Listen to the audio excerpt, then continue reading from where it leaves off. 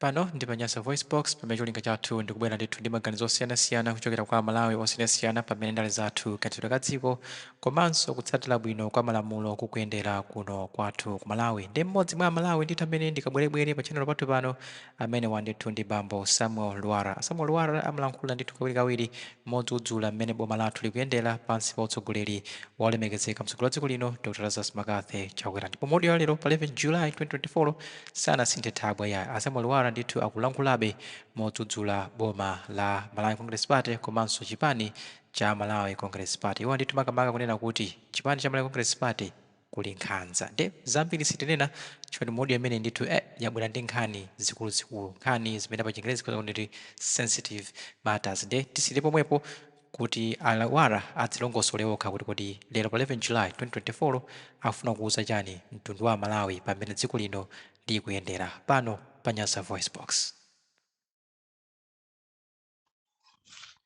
Yeah, good evening, comrades. Masura Branch per group up. Tabweranso Mazurano.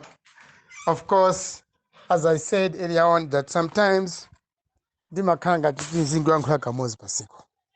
Koma with the situation yomwe ilipo or the condition yomwe ziko lathu lilipo, it's a sick nation.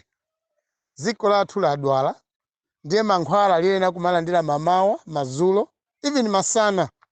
Ti mankhwala tizila ndisidwa ndito.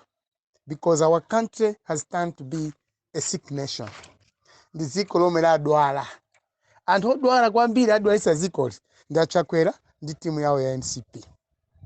The greediness, matenda ake, the greediness and Nkhanza. Greediness and Nkhanza. Azatu wakangati ndi anthu ankhanza kwambiri. As a result, apangisa ziko lathu la Malawi kudwala. Ati kudwala kumene kuku munthu odwalayo akumawo panso kopeza mankhwala. Ma doctors amene tilipo tikoza kuchiza ziko la Malawi panopa tilipo ambiri. Chifere Saulos Chilima, we have got so many doctors to heal the disease, the calamities that MCP yukangati ikoneka kuti limene. So what I'm trying to say here is Amalawi tonsefe ndife mankhwala ochiza boma ililira tonsalanse pansi pa ulamuliro wa Chakwera ndi ma cabinet ministers awo ndiye nali wonse amene akukwezera pa ntchito Malawi minomo ndi ulamuliro wa Chakwera. I don't know why or how Chakwera amene amaganizira amakweza anthu pa ntchito kapena kwatenga anthu ena kwaika pa mipando yoti very sensitive. Someone to be a judge or someone to be heading an institution yomwe ili too sensitive komanso sifuna political favoritism or appeasement. So as such, our country is sick. Boma lathu la Chakwera ndilo dwala. Mwinaso Chakweranso nawonso ndo dwala maganizo mwawo kunkhani tikabwera kunkhani ya ndale. Chifukwa pa ndale anthu ena amakhala odwala. Samaona amafuna vale magrasi, samamva amafuna vale ma headset, all avale zothandizira kuti azimva. Ndiye nthenda tilipo iyi Amalawi njofuna tigwirizane manja. Let me say like this. All along ineyo I've been criticizing MCP and some personalities in MCP that can't kwazuzula. And this other time I said that MCP downfall igwa yoka. Matenda mene wawo MCP yifana woka. And panopa matenda afika pooneka kuti sopano MCP ikufa. The MCP jaikafa, what will happen is anthu ena ukonda MCP aitenga MCP mene kuti izuke. Akafa mene alipo, chipani chipepo leadership mene ya MCP ikafa. So ikudwala panopa leadership ya MCP. Akangomwalira mene wawo ndi matenda awo anayamba okawa. So matenda munthu mayamba weka. Ukatenga gonorrhea ndiye wayamba weka. Kumene umayendako syphilis waitenga weka. Kumene umayendako matenda aliyonse amene amapha munthu umatenga weka. Malaria ndiye kuti wesu unali careful sumagona mosquito net. So matenda amene ali ku Malawi wawo choyenera ndikuze na Malawi ndikuja kuti kuli convention ku MCP. Ndikuzani the symbols or symptoms of matenda amene ali ku MCP. We have seen the big people, all the cabinet ministers, in Bomala Chakwera, Bomala to Saras, Papa Tingo Bomala Chakwera, because now my partners now, the Amina Kungo Fawa, a vice president, and the Aminim Kunawa, Angozuzi, Mangido. What now is happening in MCP is so interesting as a justification or a symptom. MCP is no more. It is going. Antamena kulimbana po secretary general kwa MCP. Kapena antamena kulimbana Maudindo got first vice president kwa MCP under Chakwera. They're the same people omama kumana cabinet. Amaziwana mphamvu zao Chimwendo panopo wa join a race. The controversial William Chimwendo Banda has now joined the race with Nasafuna Secretary General Chipani. He's in cabinet. Finance Minister Chatora is also fighting with Nasa Secretary General Chipani. He's a finance minister. Chaima is also there. Nasafuna Secretary General Chipani is also in cabinet. If these people amakaladim cabinet kutapange zintu zotanza ziko la Malawi akanaziwa na mphamvu kapena akanapasana mpata kuti ngatosali mu cabinet atisa kanagawana bwino chikwa maziwa na mphamvu. Who is who in the cabinet?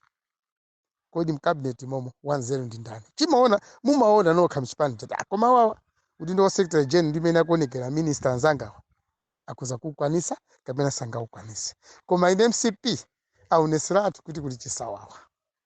Because ngati mmakuna ku cabinet mmapanga fundo zotukula ziko komanso mmapanga fundo zina zokhuza kuti chipani chikhali chokhazikika ndiye mukukayikirana. Chapapa ndiye palipo ndikukayikirana ato ku MCP. Achimwendo Banda akumukayikira Chatora. Achatora akumukanikiranso ndani Chimwendo Banda. Achaima Banda na also ku State House as an advisor of president akukayikira anzawo omwe so close to the president. So anthu amene wakakumana cabinet amakumana ku State House amakumana ku Chipani amakumana koma saziwana mphamvu. That's why Malawi, or that's why Chakwera, his indecisiveness, or is indecisive. Because of what I'm telling you. Kodi anthu amene saziwa kuti uyu akakhala secretary general Chipani. Sakuzota kuza kwendesa bwino komesa ngendese bwino. Kodi ngati ya Chimwendo Banda akusiya udindo wa director of youth. Komwe moralo yambiri ya MCP yagona. Ngati akuchita shift kwa secretary general. Azakwanisa kupanga kampeni a secretary general Chipani. So ka secretary general Chipani kumakhala zina zomwe zikhoza kukanikisa kuti mwina upange bwino Chipani chioneke kuti chipita kusogolo. So you can see my differences amene tikuona. Okhala kanthu akutiuza kufoka kwa Chipani cha MCP, kufocus kwa cabinet yomwe yali yaziko la Malawi yomwe Chakwera nasanga. When I said that ndimakamba kuti Chakwera ndi munthu oti is visionless. Chakwera is not a leader yemwe ndi anthu omwe amapanga advisement. You mean that onse wakulimbana akakumana cabinet amapanga zinthu zotukula Malawi? I don't think so. These people amene akulimbana maudindo convention na MCP Chipani changachi mukona amene akakumana cabinet amakambirana chani chokhanga tikukanaso kwa cabinet kukayikirana cabinet ya Chakwera kwa kulipo for almost 4 years today. That's why panopa maudindo sakuziwa alibe intelligence.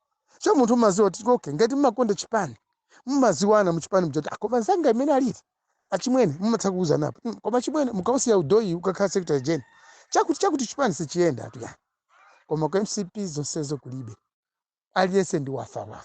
And the president, I don't think the president is in control of the party as well as the cabinet. That's why Malawi panopa ndi Lwara. This is what I can tell you, Malawians. And it's a very sad situation many people panopa. The ruling party, the biggest party, the oldest party, ilibe intelligence, ilibe chikondi pakati pa members ofunikira uchipani. So that's why mina ninamvera so ndipitaso pasogolo pang'ono. Ndekuti kwa MCP Nkhanza zimene tikuonazi sizili kwa ife tokha Malawi. Koma so mkati mwa cabinet mukangati muli Nkhanza zamkati. Amalawi zomwe mukuzoona ndi zimene sisi. Convention imene ya MCP pothala pake mwina ikakhala magazi. Sindikukayika. Some people mandifunsa kwambiri about ndichoyo nkhani ya MCP. Our MCP ndi ulendo umenewu. Zimene akupanga ku convention mukaona meza achitikire. After convention, the party is gone. MCP akhala malemu. It will be another state funeral. Koma yopanda asilikali ankhondo kayika m'manda. Anyway, let me come to this very sad audio. The VN that Azatu comrade, the veteran politician, commercial member of Parliament for Rumbi East, Honorable Comrade Kamurepo Karua. Anena zambiri mu VN yao kuta polisi sanapanga hand over telephone yao mpaka liroli cell phone or handset yao. Analanda polisi koma natu sababel koma the phone is still in the hands of the police. We know the person amena upanga handle issue ya police kumalawi is Ken Zikalingoma, the controversial guy, the Minister of Homeland Security. Ambiri Ken Zikalingoma mkumuziwa. Before he became a minister, he was so controversial. Muzimena mapanga in daily lives. Timamva zibarawe na madandaula nthawi yake about his behavior. Enough sinafune kuyankhako zinaza ku family. Koma panopa we have proved the point that as Kalingoma ntima osi wabwino yake. Because zina zimena kupanga Nkhanza azibarawo anene napo. Kuti zikhale Ken Zikalingoma pena pake ka behavior ku family kwawo khangati ndiko kaikisa. Timaona ngati mwina mena manena zibarawo zinankhani ngati zokhanga zongokamba.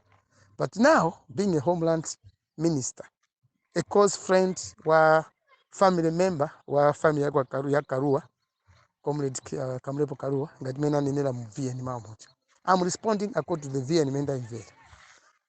Against Kalingoma being a Malawian, Kamurepo being a Malawian. I think also ndale was in parliament. I think Kalingoma Kalanthan zero. Akana kumana ndi comrade Karua before making an arrest. Ndale sempanisa ife ya Malawi kuti wina azipanga zaeka, wina so zaeka katika maboma, kabanda kana boma ai. We are Malawians. We are under the same flag, we sing the same national anthem. Bwanja bwana Zikalingoma, ndia bwana Karua sana kumana. After the arrest, even before the arrest. Because I feel like Kamurepo Karua comes from Rumbi, a neighboring district of Nkatabe. Also machuka kunyanja. Zikalingoma comes from Katabe. They're all northerners in government. Why? Kumapangana Nkhanza choncho. Kodi ngati ukamba za ziko la Malawi. Ndale za ku Malawi za region. Ndale za Malawi timanono sontundu. Ngakhale timachita preach against that, or we advocate for fighting tribalism in politics. But still more, we are coming from the same region. Akamurepo, as Kalingoma, we are coming from the same region to another region. And also when my members of parliament, and they and how woman are ikapa mipando. Ndio tukumpoto kunoko, tizoona na bwanji. Tizoona na bwanji. God is Kalingoma as a homeland security. Sakwaziwa Kamurepo. So Kamurepo ninapoela, kutiwa kwaziwa bwinobwino. He has mentioned several people who are in MCP that comrade Kamurepo has worked with. So what is the problem with his Kalingoma not to talk to Kamurepo if we really want to change this country? Ichiso china chake amanacho mwendufana kusimikizeni kuti ndale za ku Malawi za MCP kapena zili zonse kaza DPP luso limene likoyesa Malawi pansi. That's why Malawi siti kukondana.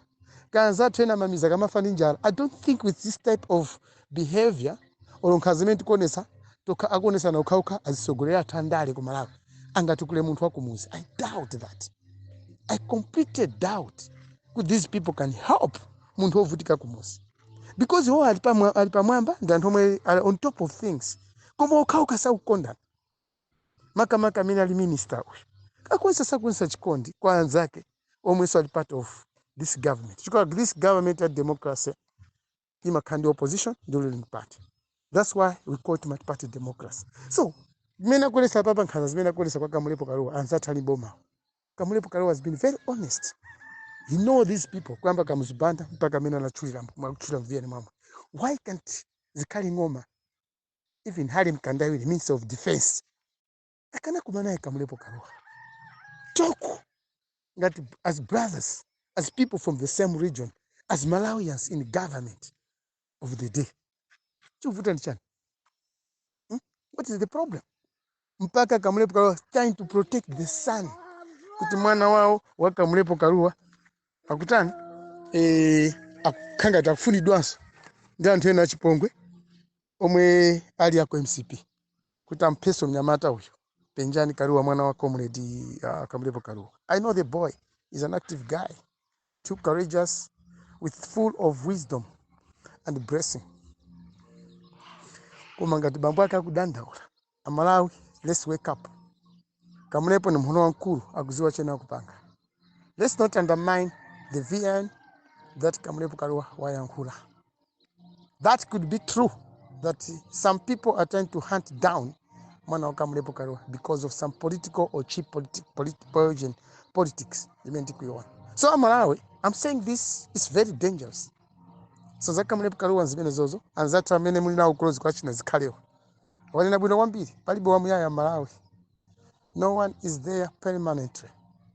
Kunali kamuzo wamuyaya yemwe amachita kumamujesa mwina zakudya zoti mwina akhale nyamata koma tupitinakana tinaika kumanda. So this is something that also I want to share with you, Malawians.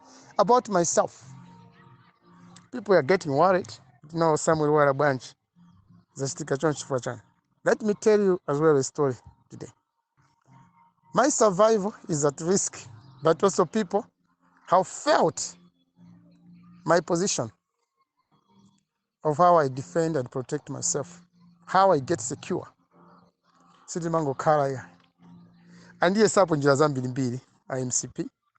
Even if I out alichose nchito, mwina anipange nti, anisoko neze nchito State House. And I know how they have been looking for me, kuti moyo wanga usowe. This other time, went up to State House. Kanina zamkati kaya. I don't know chumene nama. Maybe mkwaga ufuza nzata uchipatala State House. Mina sacha kwelesa kuziwa ya. What happened to me? When I went to State House, comes Paris. Mtapita. All of a sudden, ninamwa tea. Ninabia apple. Kumanamwa tea. Normally I don't just drink anyhow. Tikapita ku State House enafe. Zokudya iza tima zempa. Koma that day, nitangomwa. That was exactly 10 minutes past 9. Koma nazapezeka kuti nazatuka tupi lonse linangotuka zilonda. Kungotupa. Ena mati manyaviri. Ine chiambire ndi zimene sinaweza chita ya. I sweated and the whole body inayabwa. Kuyabwa atu kuja kuti inayabwide kwambiri. Kuyabwa kweni uja. And linapempa gari moto. I left my car. Nipempa gari moto ya one of the workers. Kuntengera clinic ya comes Paris. I'm saying this today. Kuti ndikuze Nkhanza za MCP. Zomwe ni mazisunga ngati ulemu. Kwa panapa ndikuona ngati Nkhanza zimene zizi. Amalawi mwena kuziziwa. And why I was booted out. Mwina manipanga frustrate contract yanga jaboma. Kwa mabi contract ujye mena napanga suspend nanipanga frustrate contract yanga ja. Ndikawelenga mene yena inili contract yanga. I'm supposed to get my full salary up to this time. Koma anasi yakundipasa. It's because I survived the poison that I was given State House. I'm saying this today. That's why I hate people like the Chief of Staff, then State House, because I know these are the people who wanted to get rid of my life.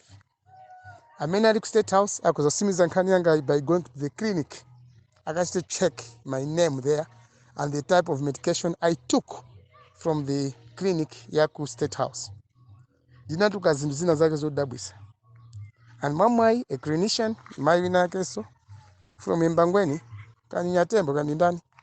One of the clinicians plus the atandiona tauza mene zachitikira analo daba anipasa mankhwala. I even called my family members ine kuno ku State House kuma sindili bwino kwa mwamwa na neso ninaliso ndi anti-poison drugs in my body, in my pocket. Dinamwa ntamwa zimene zija plus mankhwala nipasa ku clinic kuja ku Campus Paris. Samuel Lwara survived. Ditango chira that day. I'm saying this of State House ena kuziwa. State House. And what used to happen to me and why I hate MCP. Dungo ikira mboni Nkhanza zivene MCP nazo. Ndimasungira ulemu because of confidentiality. Kwa panapa na onaziza fika po nyanya kutaka mlepa kudandaula. Now what happened is the same tangu choka kumene cha kuchipata lako. I applied for a loan. I must apply for a loan. ninana maboza komanso nana na chilungamo kuti amayi anga kudwala. Therefore, while my mother is sick, ndifuna a quick loan. So naona mtu mwanga mmene mnalili, without money I can die. I made an application ya loan mwamwayi within 30 minutes. State House ananipasa loan. Anasaina kunipasa loan. Loan janatenga cash and that was 400,000. Yomwe amati ndipeleke within 6 months and nalipira. Amadok salary kwanga. Then after that nitachira. Ndimene malandira karata ya termination. Now nangomva kuti andichosa ntchito. Ntchito yanga yata. Koma according to conditionality ya ntchito yanga, ma conditions, terms and differences ama ntchito yanga. Kuznazaona kuti ntachita konzati malo ya utia Mr. Lwara ntchito yanga sinati. Idakalipo koma ngoti ngati sakukulipirani tizazoona by the end of the contract. That's why at times nyumba ya mala housing sina dabwe, because after times nazapita ku capital here OPC ukaja find out, and I was told that ntchito yanga sinate kumasa madabwe so capital here, why I was not getting paid.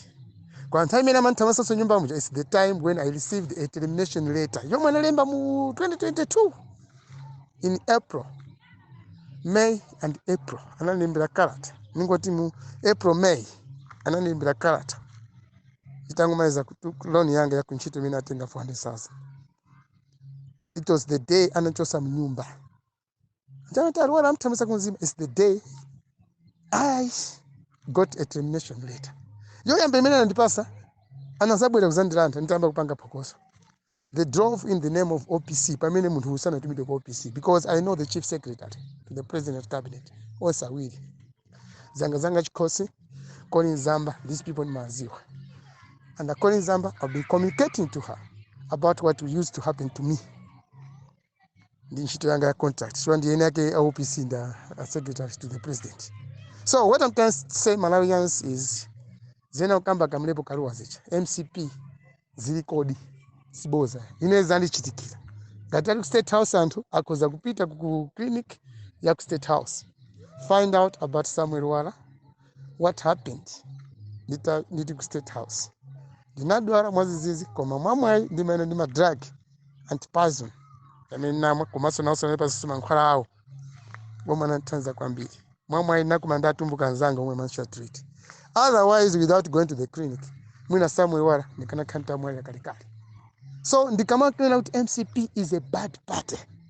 Those men who kwa mara Nkhanza MCP. Ndimene ndankwila papa. These people are not people to associate with. And don't let them come to you and promise me you anything good. Shuka ukauka pakati pao. Ngona tu chakubya chikasowa tu zima jana zokazoka. Crocodiles, they each other when they are vulnerable of food. When food is scarce, pakati pangona zima jana zokazoka. This is go MCP. You can see many convention equendel. They hate one guy, Amati Vitumbiko Mumba, contesting for the position of first vice president. Mukona mena kuminyozera. Yet I think the same party. Akumaya mbana ukauka. Kumunyoza mutu kwambiri Vitumbiko Mumba. So comrades, I'm happy someone also ananonisa ka video kena kake. Someone criticizing MCP on the same Nkhanza. For my name, I'm speaking this deep down from my heart. Ndipo ngata MCP sandi pasa salary yanga. I know they want to give the money to me. Ndili mbokos. Kapena zape kandama kwa family yanga. So Maria Zenga, sakundi pasa. OPC, pasa assurance, kuti I'm supposed to get my salary. Kumaso, time ena mantamisa mnyumba kumziba. Anandanda so kadi ya kunshito.